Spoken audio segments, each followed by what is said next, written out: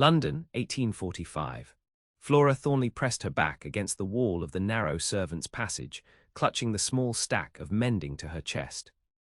She had become adept at making herself invisible in the grand manner of Lord and Lady Huntington, where she had served as a seamstress for nearly 3 years. At 23, with no dowry and unremarkable features, Flora had long since accepted her station in life. Plain, practical, and purposeful, these were the words that defined her existence. "I tell you, Beatrice, the Duke of Ravenscroft is the most feared man in London," came Lady Huntington's voice from the drawing-room. "They say he can destroy a man's reputation with a single word, cold as ice and twice as cutting." Flora should have continued on her way, but something in Lady Huntington's tone made her pause. The Duke of Ravenscroft, even in service, one heard whispers of the man. Lord Lucian Ravenswood, a widower whose wife had died under mysterious circumstances 5 years prior. Some said he had driven her to madness with his cruel indifference. Others claimed more sinister causes. And yet, continued Lady Huntington, he must secure another bride. His mother is quite insistent that the ducal line continue. "Who would have him?" asked Lady Beatrice with a delicate shudder. "A man with such eyes, like he can see through to your soul and finds it wanting." "Wealth and title overcome many objections, my dear. The Duchess of Ravenscroft died childless, and now the Duke must do his duty. I hear he's to attend Lady Wyndham's ball next week." Flora moved away from the wall, suddenly aware of her impropriety. Eavesdropping on her betters, what had come over her? It hardly mattered what aristocrats did or didn't do. Their world existed in a different realm from hers, as distant as the stars. Continuing down the passage, Flora descended the narrow stairs to the sewing room, where she would spend the remainder of the day repairing Lady Huntington's lace. Her fingers were nimble, her stitches so fine they seemed to disappear into the fabric. If she could not be beautiful, at least she could create beauty. It was a small consolation, but one she clung to nonetheless. Flora, Mrs. Winters, the housekeeper, burst into the sewing room with unusual agitation. "You're needed upstairs. Lady Huntington's niece has torn her ball gown, and it must be mended immediately. She's to attend Lady Wyndham's ball tonight." "Yes, Mrs. Winters," Flora replied, setting aside her current work. Within minutes, Flora found herself in Miss Penelope Huntington's chambers, examining a tear in a gown of pale blue silk that likely cost more than Flora would earn in a year. "Can you fix it?" demanded Penelope, a pretty, petulant girl of 19. "It's absolutely essential that I attend tonight. The Duke of Ravenscroft will be there." "I can repair it so the tear won't be visible, miss," Flora assured her, already threading her needle. "You'd better, my future depends on it. Aunt says the Duke is seeking a bride, and I mean to catch his eye." Flora kept her gaze lowered as she worked, her fingers moving with practiced efficiency. "I'm sure you will, miss." "Of course I will," Penelope preened before the mirror. "Who could resist me?" Not the fearsome Duke, apparently, if the gossip were to be believed. Flora felt a strange twist of something like pity for the young woman. To willingly seek the attention of a man rumoured to be so cold. But then, title and fortune meant security. Flora understood the appeal of security, if not the means. An hour later, the gown was repaired, the tear invisible to all but the most discerning eye. Flora helped Penelope's lady's maid dress the young woman, then stepped back to admire her handiwork. "It will do," Penelope said with a dismissive wave. "Now, where are my pearls? I must look perfect tonight." As Flora slipped from the room, she caught a glimpse of herself in Penelope's mirror. Brown hair pulled back severely, plain features, serviceable grey dress, invisible as she preferred. Yet for the briefest moment, she allowed herself to wonder what it might be like to attend a grand ball, to dance under crystal chandeliers, to be seen. The fantasy vanished as quickly as it had formed.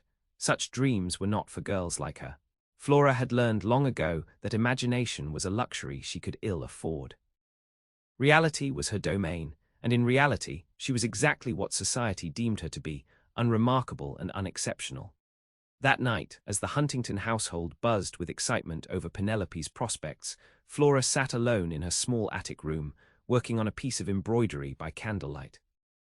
It was her own design, wildflowers growing from cracked earth, beauty emerging from barrenness. Perhaps it was too symbolic, but it pleased her to create something entirely her own. A knock at her door startled her. Flora, it was Mrs. Winters, I need you to come downstairs immediately. There's been an accident. The accident proved to be catastrophic. Miss Penelope had returned from the ball in tears, her beautiful gown stained with red wine from collar to hem. It's ruined, she wailed. That clumsy Lord Tremaine, and just as I was about to be introduced to the Duke.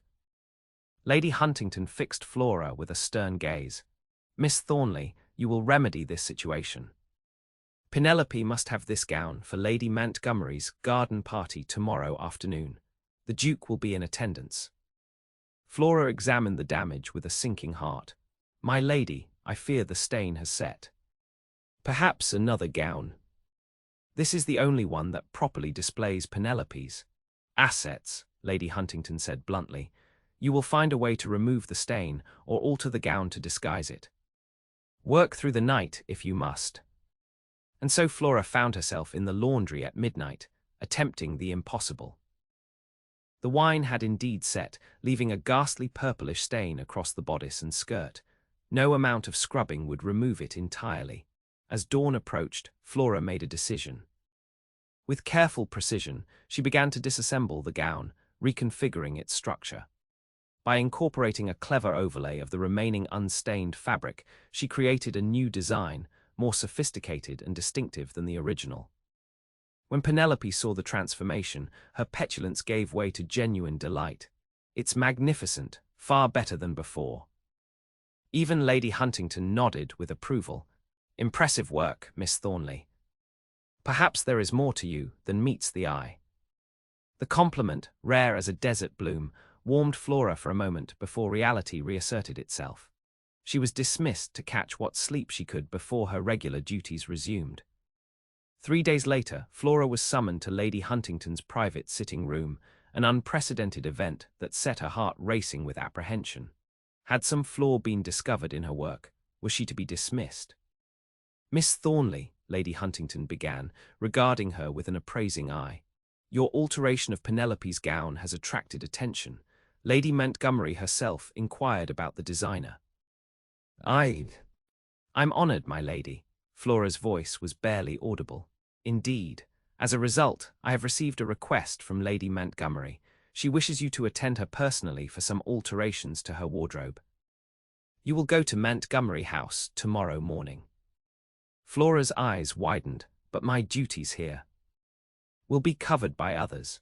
This is an opportunity for the Huntington household to curry favor with the Montgomerys. You will not disappoint me. No, my lady, thank you, my lady. The following morning found Flora standing before the imposing facade of Montgomery House, her small case of sewing supplies clutched in trembling hands. She had never before entered such a grand residence through the front door, and the footman's disdainful glance reminded her of her proper place. This way, he said, leading her through magnificent hallways adorned with paintings and sculptures that Flora dared not look at directly for fear of appearing too presumptuous. In a sunlit sitting room, Lady Montgomery awaited, surrounded by gowns of various colours and fabrics. She was a handsome woman in her 50s, with shrewd eyes that missed nothing. Miss Thornley, is it? Come closer, girl. Let me look at you. Flora approached with downcast eyes, curtsying deeply. Plain as they said, but with clever hands, if Penelope Huntington's gown is anything to go by. Tell me, where did you learn such skills? My mother was a seamstress, my lady. She taught me before she passed. And your father? A clerk who died of consumption when I was 12, my lady. Lady Montgomery nodded, as if confirming something to herself. Very well, I have several gowns that require alteration. Some are quite valuable, so I expect discretion and care. Yes, my lady. You may begin with this one. Lady Montgomery indicated a gown of deep emerald silk. I wish it to be more flattering to my figure, without appearing as though I'm trying to recapture my youth. Do you understand? Flora examined the gown with a professional eye. I believe so, my lady. If I might suggest an adjustment to the bodice, and perhaps a slight modification to the sleeves. Over the next few hours, Flora worked with focused attention, pinning and marking the gowns as Lady Montgomery directed. The woman was demanding but fair, and seemed pleased with Flora's suggestions. As Flora was completing her work on the third gown, the sitting-room door opened without warning. "Aunt Margaret, I've come to inquire about." The deep voice cut off abruptly, as Flora looked up into the most penetrating gaze she had ever encountered. Standing in the doorway was a tall man dressed in impeccable black, his features aristocratic and severe. Though not conventionally handsome, there was a magnetism to his presence that made the air in the room seem suddenly insufficient. "Lucian," Lady Montgomery exclaimed, "I didn't expect you until dinner." The Duke of Ravenscroft, for it could be no one else, swept his gaze over the scene before him, lingering for a moment on Flora. She immediately lowered her eyes, mortified to be caught in such an informal position in the presence of a duke. "I see I've interrupted," he said, his voice cool and controlled. "Not at all. Miss Thornley is merely altering some gowns for me. The girl has quite a talent." The Duke made a non-committal sound. "I need to speak with you about the Montgomery estate boundaries. There seems to be some confusion with my land steward." "Of course, Miss Thornley, you may continue your work in my dressing room. Agnes will show you the way." Flora gathered her supplies with shaking hands, not daring to look at the Duke again. As she followed the lady's maid from the room, she felt his gaze upon her back like a physical touch. In Lady Montgomery's dressing room, Flora tried to steady her nerves. The Duke of Ravenscroft. The man whose name was whispered with fear and fascination throughout London society. He had looked at her, truly looked at her, as if seeing past her plainness to something beneath. The sensation was unsettling. Flora had nearly completed her work when Lady Montgomery returned. "You've done well, Miss Thornley," she said, inspecting the alterations. "I wish you to return tomorrow to complete the rest. And I shall recommend your services to my friends. Would that suit you?" Flora's heart leaped. Such patronage could mean a path to establishing her own modest business someday. "Yes, my lady. Thank you, my lady." "Very good. Oh, and one more thing." Lady Montgomery hesitated, studying Flora's face. "My nephew, the Duke, expressed interest in your workmanship. He has some items that require attention, his late wife's jewelry boxes, I believe. Would you be willing to examine them?" "The Duke wishes me to." "I don't understand, my lady." "The boxes are quite valuable, inlaid with mother-of-pearl and requiring delicate repair. He mentioned that your hands seemed capable of fine work." Flora felt heat rise to her cheeks. The Duke had noticed her hands. "I would be honored to assist His Grace in any way possible, my lady." "Excellent. When you return tomorrow, you will attend to him after you've finished with my gowns." That night, Flora lay awake in her small bed, her mind racing. Tomorrow she would meet with the Duke of Ravenscroft, alone, presumably. The prospect was terrifying. What if she displeased him? What if she spoke out of turn? Men of his station had ruined women for far less.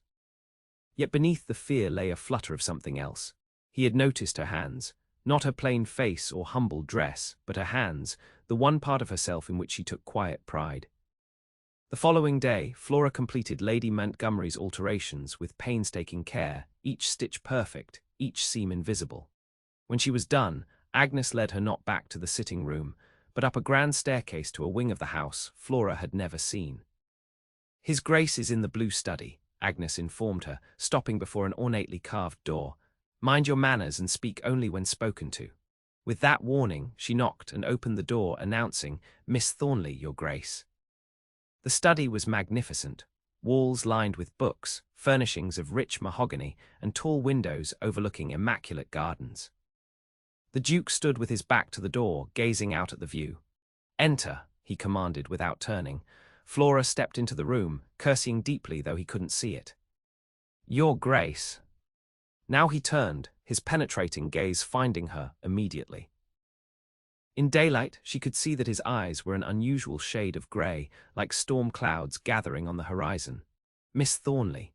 He gestured to a table where several small boxes were arranged. "These belong to my late wife. The mechanisms are damaged, and the inlay requires restoration. My aunt speaks highly of your skills. Flora approached the table cautiously. The boxes were indeed exquisite, delicate works of art that must have contained treasured possessions. She examined them carefully, aware of the Duke watching her every move. "I believe I can repair them, Your Grace," she said at last, "though some parts may need to be fabricated anew." "Can you do such work?" "Yes, Your Grace. My father taught me some carpentry before his passing, and I've worked with similar materials in repairing Lady Huntington's keepsakes." The Duke raised an eyebrow, the only indication of surprise on his otherwise impassive face. "A woman of hidden talents, it seems." Flora kept her eyes lowered, unsure how to respond to what might have been a compliment. "You may take them with you," he continued. "When they are restored, you will return them directly to me." "Yes, Your Grace," Flora hesitated. "If I might ask, is there a particular urgency to their repair?" For a moment, she feared she had overstepped. The Duke's expression darkened, and he turned away again.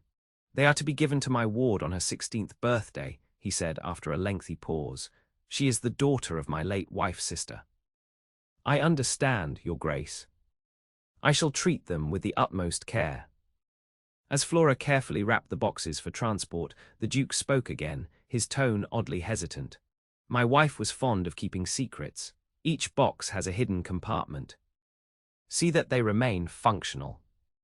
Flora looked up in surprise, momentarily meeting his gaze before dropping her eyes. "Hidden compartments, Your Grace." "Indeed." For the briefest moment, something like amusement flickered across his severe features. "Perhaps you will discover them as you work. It would be interesting to see if you possess such insight." Flora felt as though she had been issued a challenge, though she couldn't fathom why the Duke would bother testing a mere seamstress.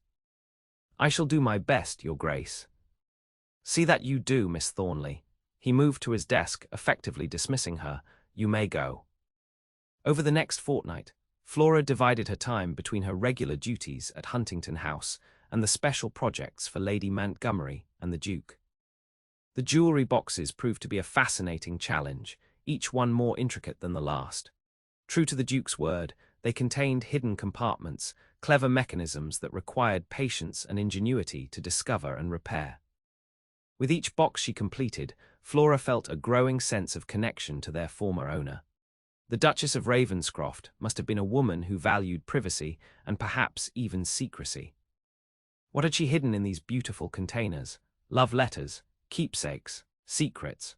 When Flora had successfully restored 3 of the 5 boxes, Lady Montgomery summoned her again. "My nephew is pleased with your work thus far," she informed Flora. "So pleased, in fact, that he has another proposition for you." Flora's heart quickened. "Your Grace." "The Duke's ward, Lady Sophie, requires a new wardrobe befitting her introduction to society next year. He wishes you to create it." Flora could scarcely believe her ears. But surely a lady of her station would prefer a French modiste, or at least an established dressmaker with a reputation. "The Duke believes your talent is being wasted on mere alterations. He has seen the original work you do in your spare time." Flora blinked in confusion. "I don't understand, my lady." Lady Montgomery smiled indulgently. "Did you think we wouldn't notice the embroidery you carry with you? Agnes mentioned it to me, and I to the Duke. He was most impressed by your wildflowers." Her private work, her one small indulgence, had been seen by the Duke of Ravenscroft. Flora felt exposed, vulnerable in a way that transcended mere embarrassment. "This is an opportunity, Miss Thornley," Lady Montgomery continued, "one that could secure your future. The Duke is prepared to pay you handsomely and provide references that would establish you among London's elite." It was more than Flora had ever dreamed possible. Yet something about the situation felt precarious, as though she were being drawn into waters too deep for safety. May I meet Lady Sophie first, my lady, to ensure that my style would suit her preferences?" A sensible request. The girl is currently at the Duke's country estate in Derbyshire. He plans to bring her to London next week. "You will meet her then." The week passed in a blur of anticipation and anxiety. Flora completed the restoration of the fourth jewelry box, discovering an especially clever hidden drawer that revealed itself only when two seemingly decorative elements were pressed simultaneously. She wondered if the Duke himself knew of all these secrets, or if some had been known only to his wife. On the appointed day, Flora arrived at Ravenscroft House, the Duke's London residence, her portfolio of designs clutched tightly in her hands. The mansion was even more intimidating than Montgomery House, darker, more imposing, with an air of austere grandeur that matched its master's reputation. She was shown to a drawing room where the Duke awaited, accompanied by a young girl with fair hair and curious blue eyes. "Miss Thornley," the Duke acknowledged her with a slight nod. "May I present my ward, Lady Sophie Russell?" Flora curtsied deeply. "It's an honor to meet you, Lady Sophie." The girl regarded her with frank interest. "Are you really to make my new dresses? Uncle Lucian says you have exceptional skill." "Uncle Lucian." The familiar address surprised Flora, as did the warmth in the girl's tone when referring to the supposedly cold-hearted Duke. "I hope to have that privilege, my lady, if my designs meet with your approval." "Show her," the Duke commanded, though his voice lacked its usual edge. Flora opened her portfolio, presenting sketches of gowns she had created in the scant free hours between her duties. She had drawn inspiration from nature, silhouettes that suggested the grace of willows, colors reminiscent of dawn skies and autumn leaves, details that captured the delicacy of wildflowers. Lady Sophie's eyes widened with delight. "Oh, they're lovely, so different from what the other girls wear. May I have this one first?" She pointed to a design in pale gold with subtle embroidery along the hem that mimicked grass bent by a summer breeze.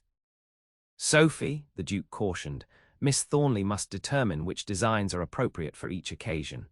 Your first ball gown, for instance, must make a particular impression." "But they're all so beautiful," Sophie protested. "And I'm tired of looking like every other girl at Madame Henriette's school." The Duke's lips twitched in what might have been a suppressed smile. "Very well, Miss Thornley, it seems you have an enthusiastic client." For the next hour, Flora discussed fabrics, colors, and embellishments with Lady Sophie, who proved to have decided opinions about her wardrobe. The Duke remained present throughout, occasionally offering a comment but mostly watching their interaction with an inscrutable expression. When they had settled on plans for 6 gowns, the Duke dismissed his ward. "Go with Mrs. Fairchild to try the repaired jewelry boxes. I wish to speak with Miss Thornley privately." Once they were alone, the Duke rose and moved to stand by the fireplace, his tall figure silhouetted against the light. "You've impressed my ward," he said. "That is no small accomplishment. Sophie can be discerning." "She's delightful, Your Grace. You must be very proud of her." "I am." Something in his tone made Flora glance up, catching an expression of genuine affection on his face before it resumed its usual severity. "You will be compensated generously for this commission, Miss Thornley." "Thank you, Your Grace." The Duke studied her for a long moment. "You seem uncomfortable with my patronage. Why?" Flora's breath caught. How could she explain that his interest unnerved her, that the attention of a man so powerful made her feel both seen and exposed in ways she had never experienced? I am unused to such opportunities, Your Grace." "It seems almost too fortunate." "Do you believe you don't deserve good fortune, Miss Thornley?" The directness of the question startled her. "I believe good fortune rarely comes without complications, Your Grace." A strange light entered his eyes. "A wise observation. Tell me, have you discovered all the secrets in the jewelry boxes?" "All but the last, I believe. The 5th box has proven quite challenging." "As intended." The Duchess commissioned that one specifically to conceal her most treasured possessions. "May I ask what those were, Your Grace? It might help me understand the mechanism better." The Duke was silent for so long that Flora feared she had offended him. When he finally spoke, his voice was softer than she had ever heard it. "Letters from her lover." Flora's eyes widened in shock. The Duke of Ravenscroft had just revealed his late wife's infidelity to a virtual stranger. Why would he share such a scandal? "Forgive me, Your Grace, I should not have inquired." "No, you should not have." His tone was not angry, merely factual, yet I chose to answer. Do you find that curious, Miss Thornley? I don't know what to think, Your Grace. No, he approached her now, his gaze holding hers with hypnotic intensity. I believe you think a great deal, Miss Thornley. Behind those downcast eyes and self-effacing manner, I suspect you observe everything. Flora trembled, feeling exposed in a way that had nothing to do with physical vulnerability. Your Grace, I assure you. No assurances, he interrupted. Just truth. You see more than others realize, don't you? Just as you found the hidden compartments that most would overlook. I simply pay attention to details, Your Grace. It is necessary in my work. Indeed, he stopped directly before her, close enough that she could detect the faint scent of sandalwood and something uniquely his own. You will complete the 5th box and bring it to me personally when you have discovered its secret. And you will tell no one of our conversation today. Yes, Your Grace. As Flora was shown out of Ravenscroft House, her mind whirled with confusion. What had just transpired? Why would the Duke share such intimate details with her? And why did she feel that she had passed some sort of test? That night, Flora worked on the 5th jewellery box until her candle burned low. It was the most intricate of all, a masterpiece of craftsmanship with no obvious mechanism for the hidden compartment the Duke had mentioned. She examined every inch, testing each ornate carving, each decorative element. Finally, as the clock struck 2, her fingers found a small, almost imperceptible seam beneath the velvet lining. When pressed in a particular sequence, a false bottom slid away to reveal a shallow space, empty now, but perfectly sized to hold letters or small keepsakes. Flora sat back, both triumphant and troubled. The Duchess's secret hiding place for love letters from a man not her husband. And now the Duke wanted Flora to return it to him, fully functional. What game was he playing? 3 days later, Flora returned to Ravenscroft House with the completed box. She was shown not to the drawing room this time, but to the Duke's private study, a more intimate setting that made her pulse quicken with apprehension. The Duke sat at his desk, examining papers that he set aside when she entered. Miss Thornley, you have completed your task. Flora placed the box carefully on his desk. Yes, Your Grace, the hidden compartment is fully restored. Show me. With steady hands that belied her inner turmoil, Flora demonstrated the secret mechanism. The false bottom slid away smoothly, revealing the empty space beneath. Excellent. The Duke examined her work with approval. And what do you think of the Duchess's hiding place? It is ingenious, Your Grace. That is not what I asked. Flora hesitated, unsure of what he wanted from her. I think it speaks of a woman who valued her privacy deeply. A diplomatic answer. He leaned back in his chair, regarding her with that penetrating gaze. Would it surprise you to learn that I commissioned this box myself? As a gift for my wife. Flora couldn't hide her shock, but you said that it contained letters from her lover. Yes, his expression remained unreadable. I was that lover, Miss Thornley. I don't understand, Your Grace. My marriage was arranged, as most are in our circle. The Duchess and I barely knew each other when we wed. She was unhappy with the match. The Duke rose, moving to stand by the window as he continued. To woo my own wife, I began sending her anonymous love letters. Passionate declarations from a secret admirer who observed her from afar and adored her completely. Flora stood perfectly still, scarcely breathing as he revealed this extraordinary confidence. She was transformed by those letters. Began to bloom like one of your embroidered wildflowers. She never discovered their source, though I believe she suspected toward the end. A shadow crossed his face, before the fever took her. Why are you telling me this, Your Grace? Flora whispered. He turned to face her, his expression softening almost imperceptibly. Because you, Miss Thornley, remind me of her in one specific way. You both hide your true selves beneath a carefully constructed facade. Flora's heart pounded painfully in her chest. I hide nothing, Your Grace. No, he approached her slowly. Then why conceal your talent, your intelligence, your observation? You move through the world as though trying to remain unseen, yet your work reveals a soul that notices everything. No one had ever looked at her so deeply, seen past her carefully maintained invisibility to the person beneath. It was terrifying, it was exhilarating. The world has little use for a plain woman's soul, Your Grace, she said softly, only her service. Is that what you believe? He was standing before her now, close enough that she had to tilt her head back to meet his gaze. That your worth lies only in your utility. Experience has taught me so. Then your experience has been limited, Miss Thornley. His voice had dropped to a near whisper. There are those who value substance over appearance, character over convention. Flora could scarcely breathe. What was happening? Was the Duke of Ravenscroft, the most feared man in London, suggesting that he saw value in her? The moment stretched between them, taut with unspoken possibility.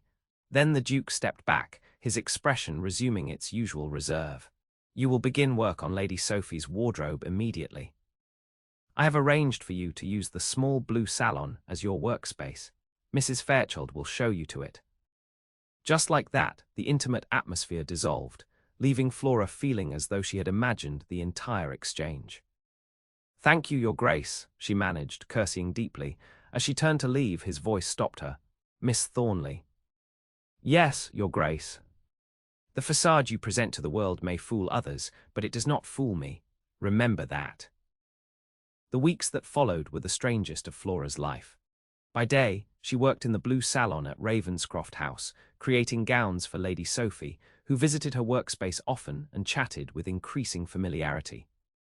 By night, she returned to her attic room at Huntington House, where Lady Huntington had reluctantly agreed to release her for special commission work, in exchange for a percentage of Flora's earnings. The Duke himself appeared occasionally to check on her progress, each visit marked by that same unsettling perception.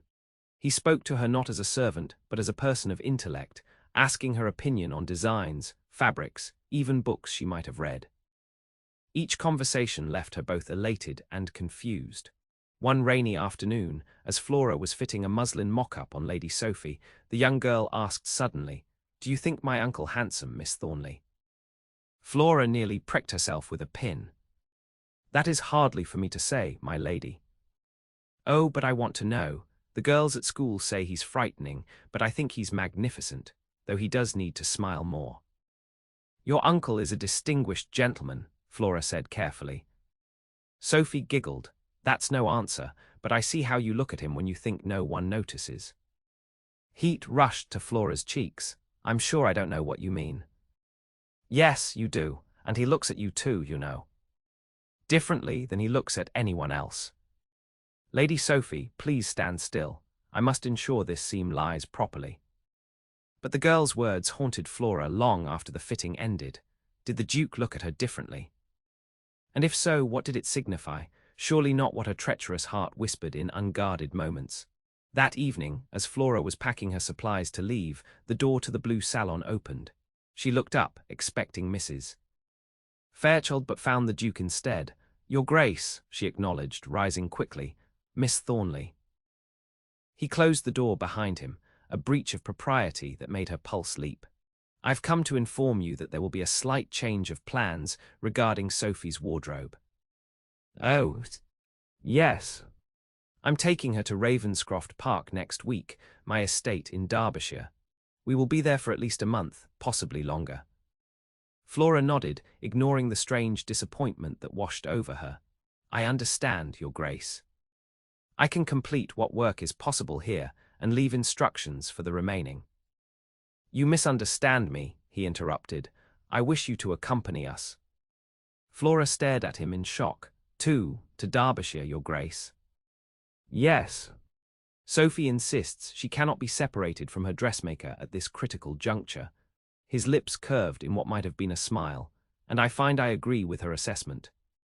But my position at Huntington House has been terminated, effective immediately." "What?" Flora felt, as though the floor had dropped away beneath her feet. "But how? Why?" The Duke's expression hardened. "Lady Huntington made certain insinuations about the nature of your employment with me, insinuations I found deeply offensive." Flora closed her eyes briefly, understanding at once. Of course Lady Huntington would assume the worst, that the Duke had taken Flora as a mistress. It was the only explanation that would make sense to a woman of her limited imagination. "I see," she said quietly. "So I am without a position now." "On the contrary, you are in my employ exclusively, at triple your former salary." He moved closer, his gaze intent. "Unless you find the arrangement unsatisfactory." She should refuse. A young, unmarried woman accompanying a notorious widower to his country estate. Even with his ward present, it would raise eyebrows, fuel gossip, perhaps even damage her reputation beyond repair. Yet the alternative was to walk away from this inexplicable connection, this strange understanding that had developed between them. To return to invisibility when, for the first time, someone truly saw her. "I find it acceptable, Your Grace," she said at last, "though others may not." "Others' opinions are of no consequence to me, Miss Thornley." He reached out, his fingers brushing her cheek in the lightest of touches. "I have learned that the appearance of things rarely reflects their true nature." Flora's breath caught at the contact, brief as it was. "When do we depart, Your Grace?" "Monday next, Mrs. Fairchild will assist you with any preparations." He stepped back, his hand dropping to his side. "Until then, Miss Thornley." As he left the salon, Flora pressed her fingers to her cheek where his touch lingered like a promise, or a warning. Ravenscroft Park proved to be a revelation. Unlike the austere London mansion, the Derbyshire estate was a place of unexpected beauty, gardens that sprawled in artful wilderness, woods that beckoned with mysterious paths, and a house that, while imposing, welcomed with warm fires and sun-filled rooms. Here the Duke seemed different too, less rigid, more approachable. He rode out each morning, returning with colour in his cheeks and a lightness to his step that transformed him. Sometimes he took Sophie with him. Occasionally, to Flora's astonishment, he invited her as well. "I don't ride, Your Grace," she had protested the first time. "Then it's time you learned," he replied with that almost smile that made her heart flutter. "Unless you fear it." The challenge in his voice was unmistakable. "I fear very little, Your Grace." As I suspected. And so she found herself atop a gentle mare, being led around the paddock by a groom while the Duke watched with approval. By the end of the second week, Flora could ride well enough to accompany the Duke and Sophie on sedate excursions around the estate. These outings became the highlight of her days, moments when the barriers between master and employee seemed to blur and fade. During one such ride, as Sophie galloped ahead with a groom, the Duke guided his horse closer to Flora's. "You're adapting well to country life, Miss Thornley." She smiled, feeling more at ease in his presence than she would have thought possible. "It's a beautiful place, Your Grace. I can understand why you prefer it to London." "Can you?" he studied her with interest. "Most find the social restrictions of country life tedious." "I find them liberating, actually."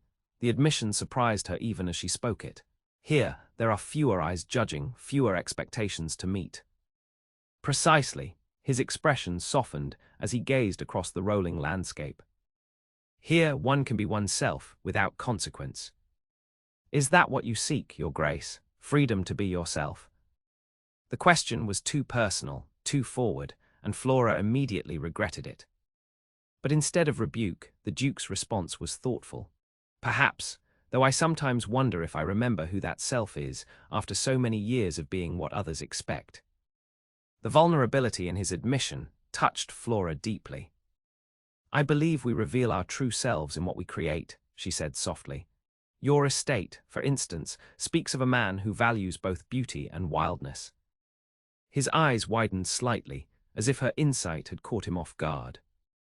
"And what do your creations reveal about you, Miss Thornley?" "That I see beauty in overlooked places," she answered honestly, "and that I believe brokenness can be mended into something stronger than before." "Like the jewelry boxes." "Yes, Your Grace." He regarded her for a long moment, his expression unreadable. "You may call me Lucian when we are alone," he said abruptly.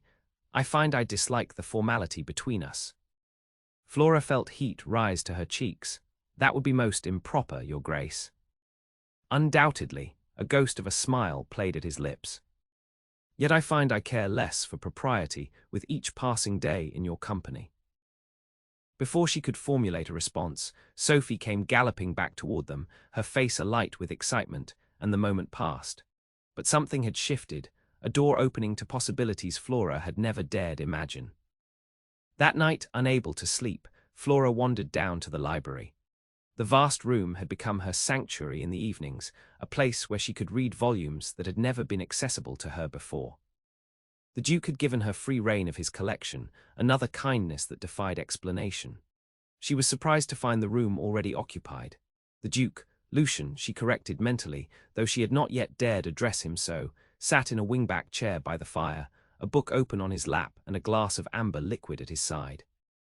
"Miss Thornley," he acknowledged, making no move to rise. "Sleeplessness plagues you as well, it seems." "Yes, Your Grace. I apologize for the intrusion." "No intrusion. Join me if you wish." He gestured to the chair opposite his. Flora hesitated only briefly before accepting his invitation. The impropriety of being alone with him at this hour was mitigated somewhat by the semi-public nature of the library, though she doubted society would make such fine distinctions. "What keeps you from sleep?" he asked, his voice low and intimate in the firelit room. "Thoughts," she admitted, "too many to quiet." "Of what nature?" She met his gaze directly. "Confusion, Your Grace, about my position here, about your intentions." He set his book aside, giving her his full attention. "My intentions. You have shown me unusual favor, brought me to your home, treated me with a familiarity that defies convention." Flora clasped her hands tightly in her lap. "I must know why." For a long moment he said nothing, simply studying her with those penetrating grey eyes. Then, with deliberate care, he rose and moved to stand before the fire. "When I first saw you at Montgomery House," he began, "you were focused entirely on your work. Your hands moved with such grace, such purpose. There was no artifice, no performance for the benefit of others. Simply honest skill and dedication."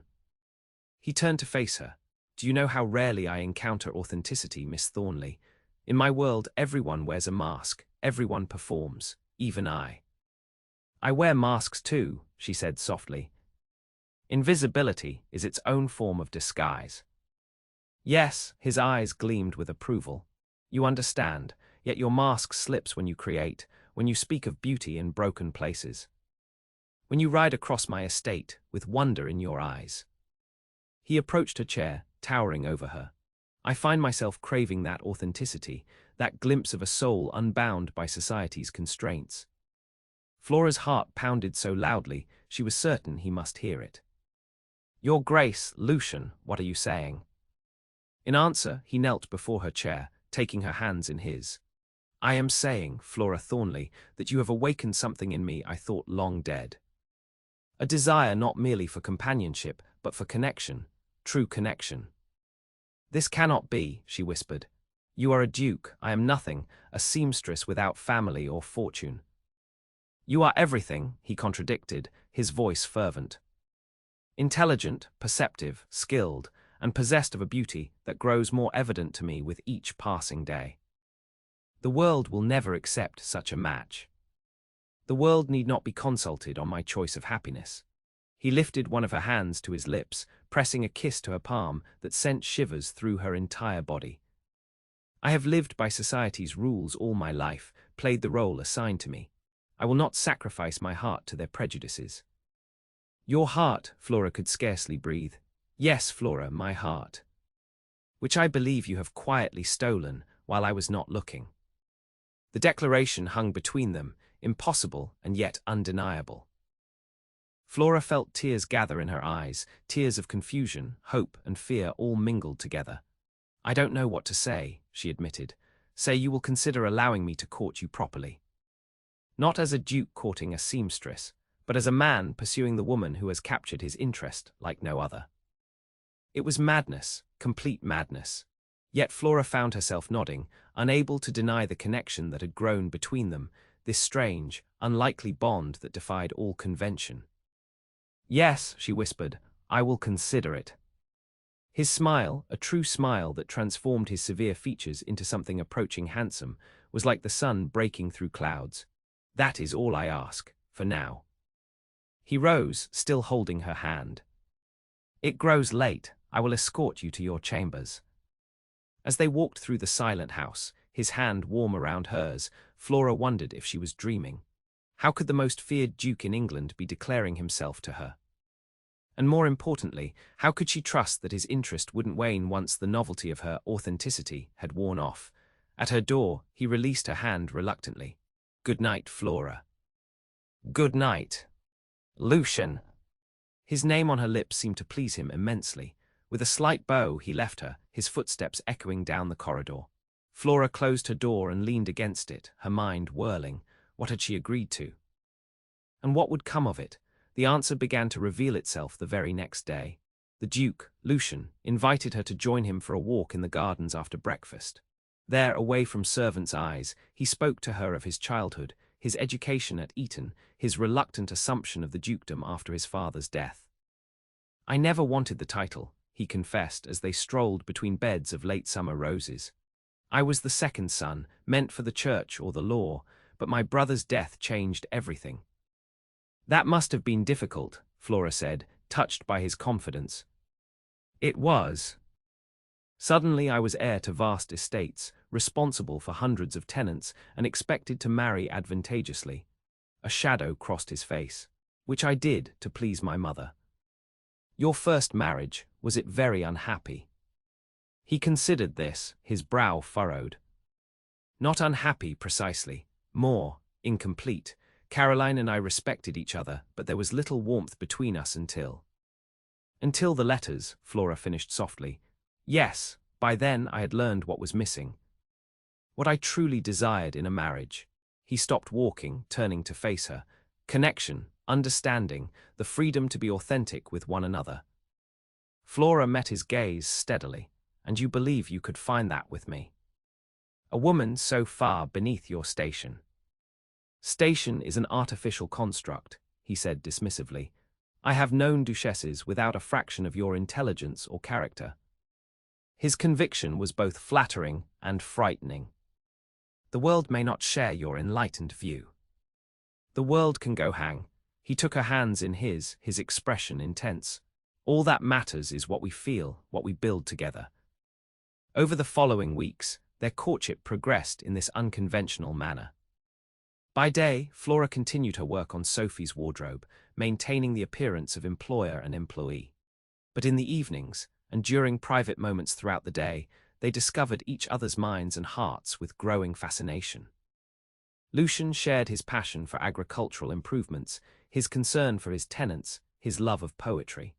Flora revealed her dreams of establishing her own dress shop, her memories of her parents, her observations about beauty in unexpected places.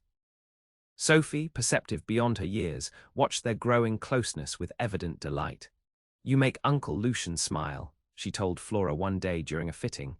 "He never used to smile before you came." "I'm sure that's not true," Flora demurred, adjusting the sleeve of Sophie's new riding habit. "It is true, and he's not nearly so frightening anymore. Everyone in London will be shocked when they see him." The mention of London sent a chill through Flora. Here at Ravenscroft Park, they existed in a sort of enchanted bubble, away from societal judgment.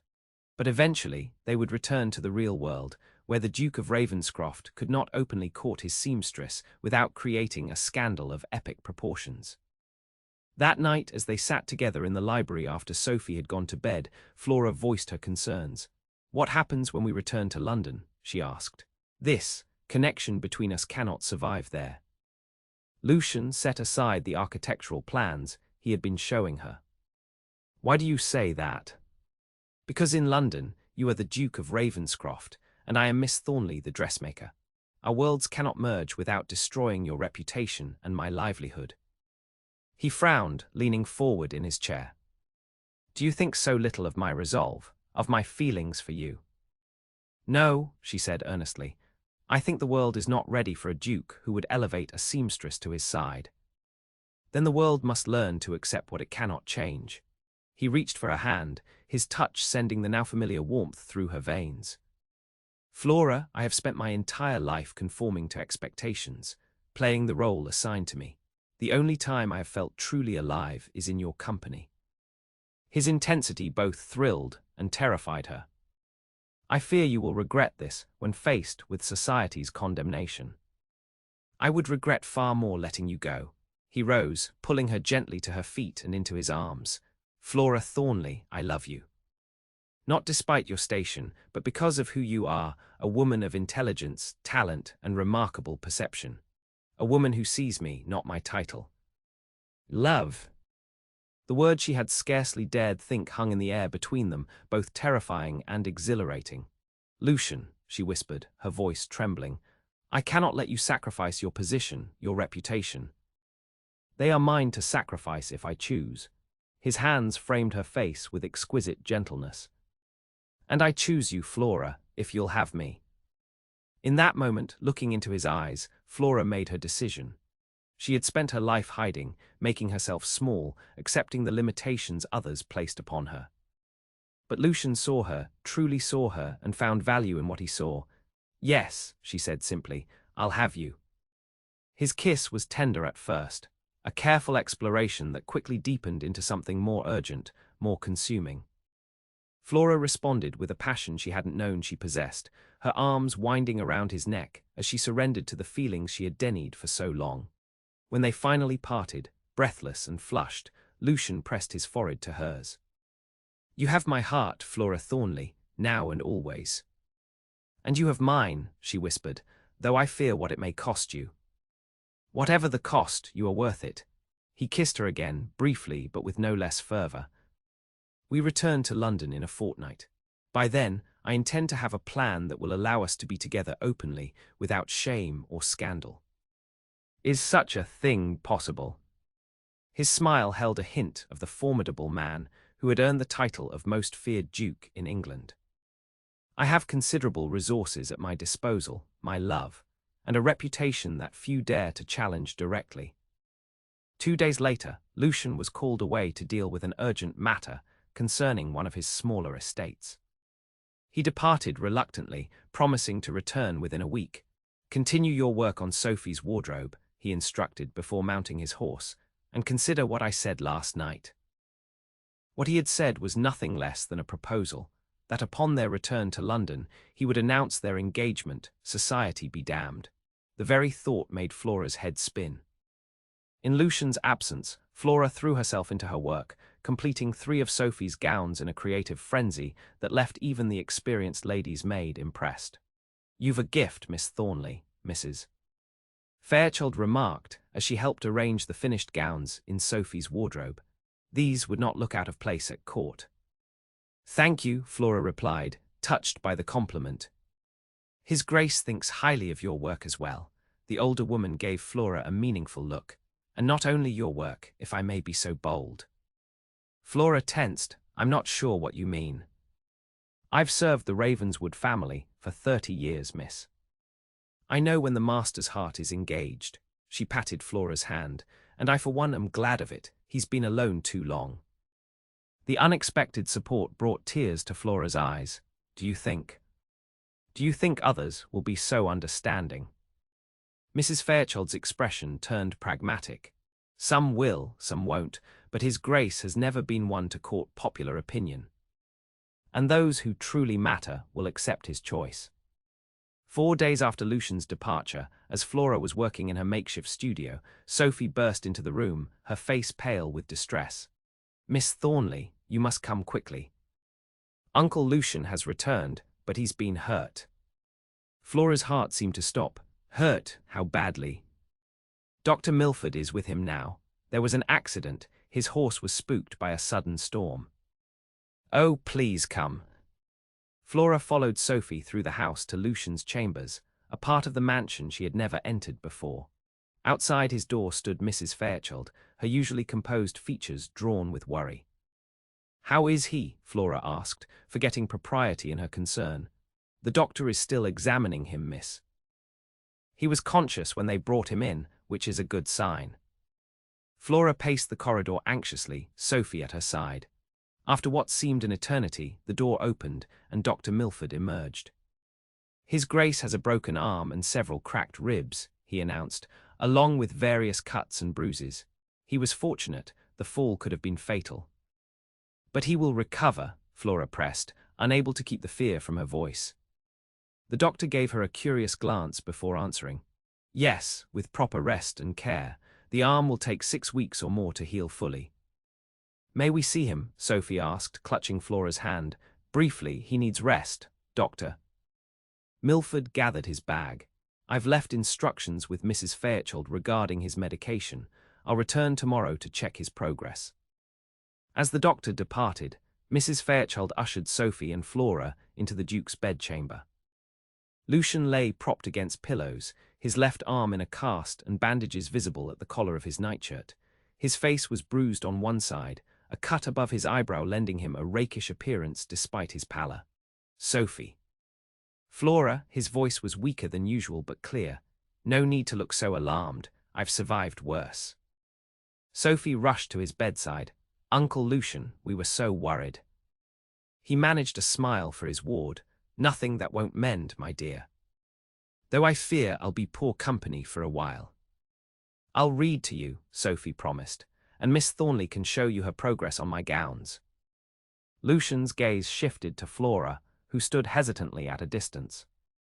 Miss Thornley's company would indeed speed my recovery. Mrs. Fairchild cleared her throat. Lady Sophie, perhaps we should allow his Grace to rest now. You may visit again later. Sophie nodded reluctantly. Very well. But I'll be back after dinner, Uncle. As Sophie and Mrs. Fairchild departed, Flora moved to follow, but Lucian's voice stopped her. Stay, Flora, please. She turned back, her heart in her throat. Lucian, you should rest. I need you more than I need rest at this moment. He extended his uninjured hand. Come here. Flora approached his bedside, taking his hand in both of hers. You frightened me terribly. I apologize for the distress I've caused you. His fingers tightened around hers. It was a foolish accident. The storm arose suddenly, and Phantom has always been nervous of lightning. You might have been killed. The mere thought sent a chill through her. But I wasn't. He tugged her gently closer. And now I find that near-death experiences have a way of clarifying one's priorities. Oh. Yes, his grey eyes held hers with familiar intensity, undimmed by his injuries.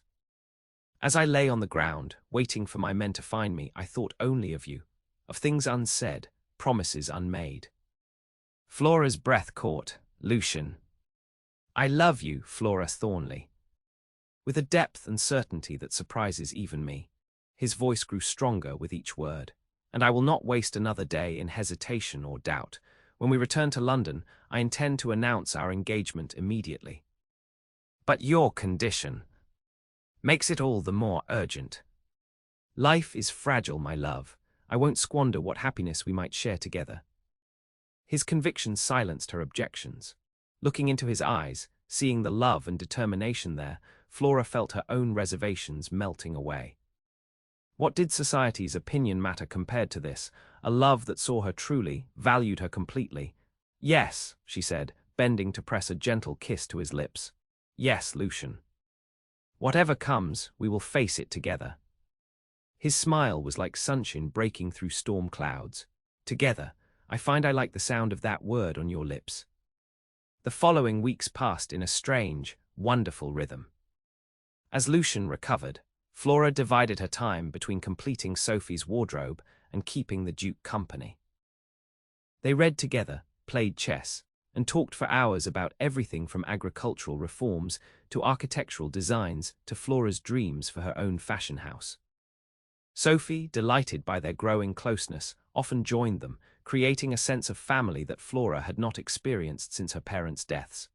You know, Sophie remarked one evening as they sat in Lucian's study, when we return to London next week, everything will change.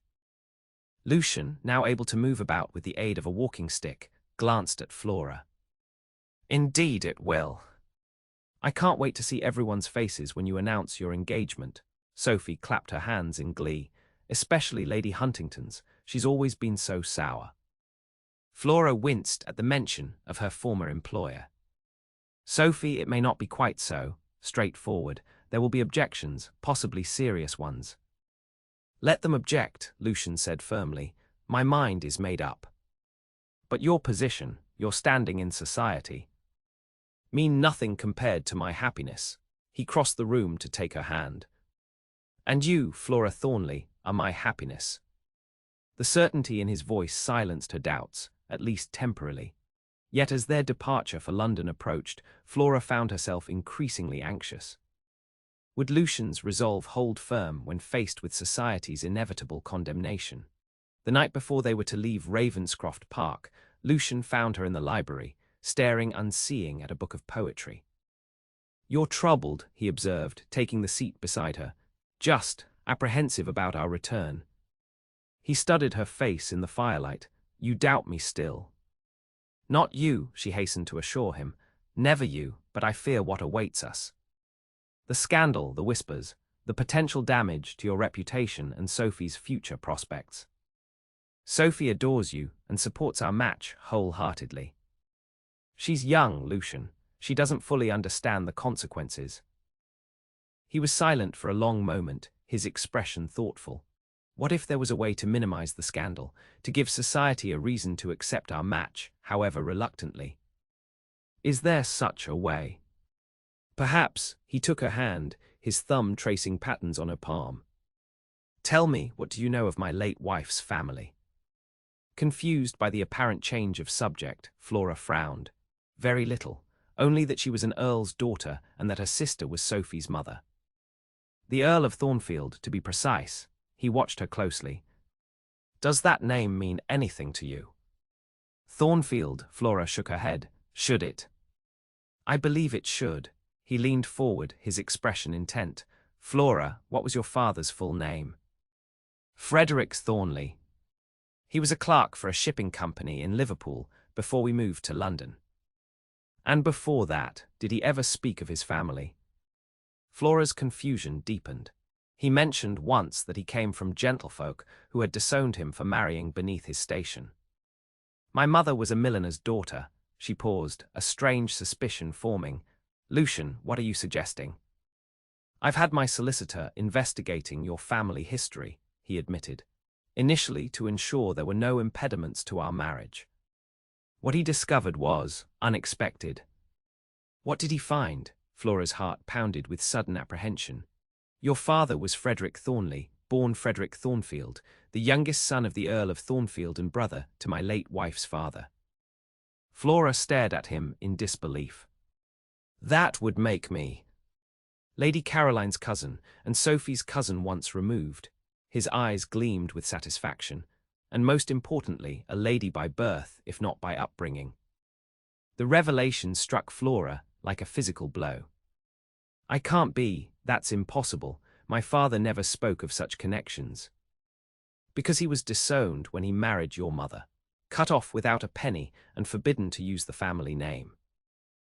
He changed Thornfield to Thornley and made his own way. Lucian squeezed her hand gently. Your father's elder brother died last year, leaving the current Earl without close male relatives. When presented with evidence of your existence, he expressed interest in acknowledging you as family. This is overwhelming. Flora's mind reeled with the implications. You arranged this, didn't you? To make me acceptable to society. I merely uncovered the truth, Lucian said carefully. A truth that, yes, will make our match less shocking to the ton. But Flora, his voice softened, my feelings for you have nothing to do with your bloodline. I loved you when I thought you were simply Miss Thornley, the seamstress. She believed him. Despite the manipulation involved in his investigation, she couldn't doubt the sincerity in his eyes, the tenderness in his touch. So I am to be transformed from seamstress to lady overnight. The idea seemed absurd, like something from a fairy tale. You have always been a lady, Flora, in dignity, intelligence, and grace. Now society will simply be forced to recognize what I already know. The journey to London the following day marked the beginning of Flora's transformation, at least in outward appearance. Lucian had arranged for a complete wardrobe to be delivered to Ravenscroft House upon their arrival, along with a lady's maid trained to assist Flora in her new role. I feel like an imposter, Flora confessed as she examined herself in the mirror, dressed in a gown of deep blue silk that had certainly never been sewn by her own hands. These clothes, this position, none of it is truly mine.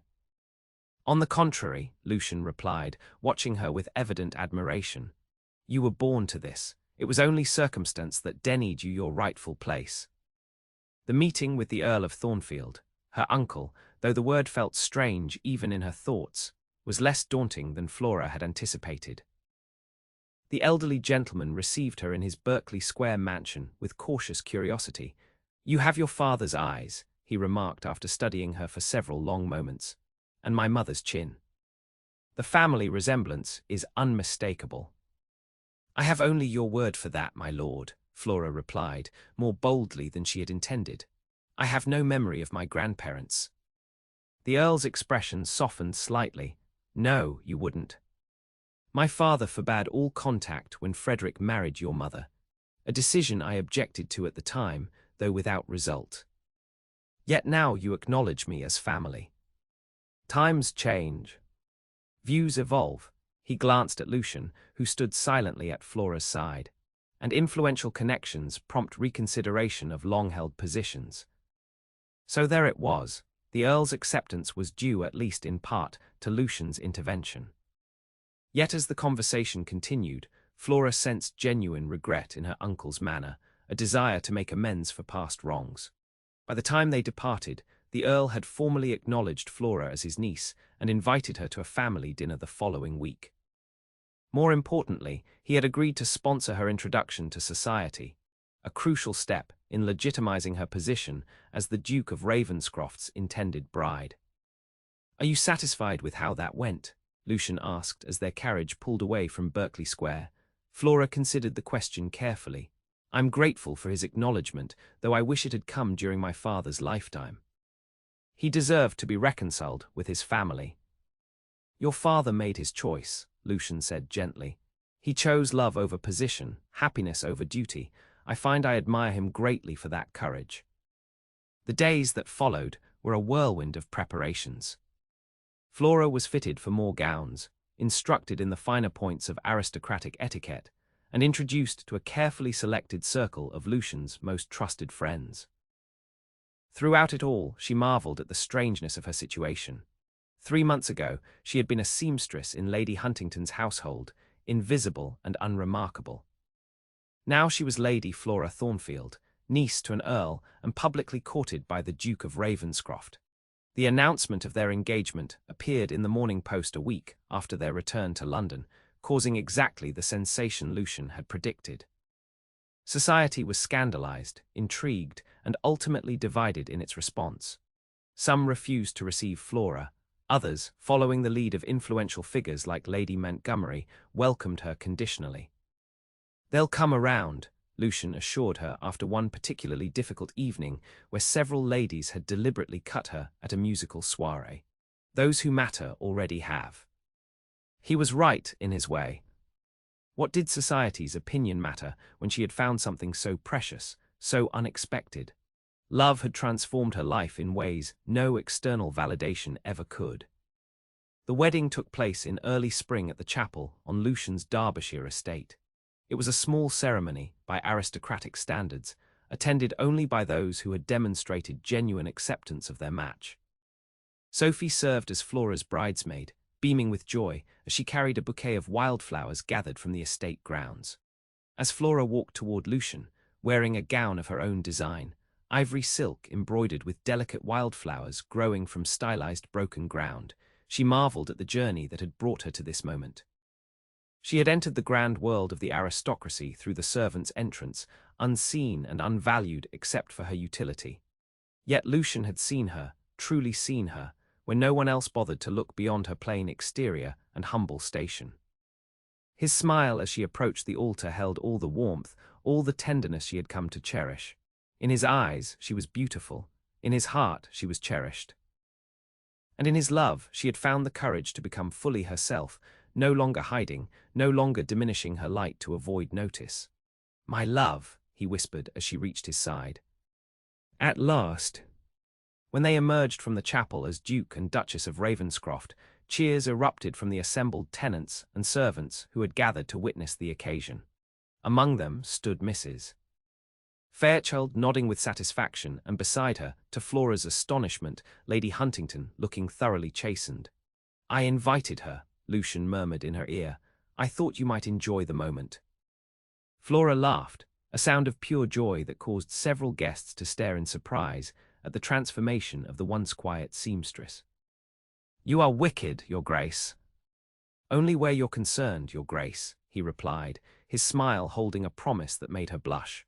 The celebrations continued well into the night, but eventually the newlyweds retired to the Duke's, now their chambers. There, with tender care and passionate devotion, Lucian demonstrated the depth of his love in ways that left Flora breathless with wonder. Later, as they lay tangled in the sheets, her head resting on his chest, Lucian traced the curve of her spine with gentle fingers. "Happy, my love?" he asked softly. "Beyond all expectation," she answered truthfully, "though I still sometimes wonder if this is all a dream." "If it is," he said, pressing a kiss to her forehead, "then I pray we never wake. But I assure you, Flora Ravenswood, this is most definitely real." She smiled at the sound of her new name. "Flora Ravenswood, it has a certain ring to it." "Indeed it does." He tilted her chin up to meet his gaze. "Do you know what I love most about you, my Duchess?" "My skilled hands," she teased. "My clever embroidery." "Your ability to see beauty in broken places," he said seriously, "to mend what others would discard. You saw past my reputation, my coldness, to the man beneath." "A man worth knowing," she said softly, "worth loving. As are you, Flora, far more than you ever believed." He kissed her again, a promise and a pledge. "The world may have overlooked you once, but never again. Now everyone will see what I saw from the beginning, a woman of remarkable strength, talent, and beauty." "I care only that you see me," she whispered. "The rest matters not at all."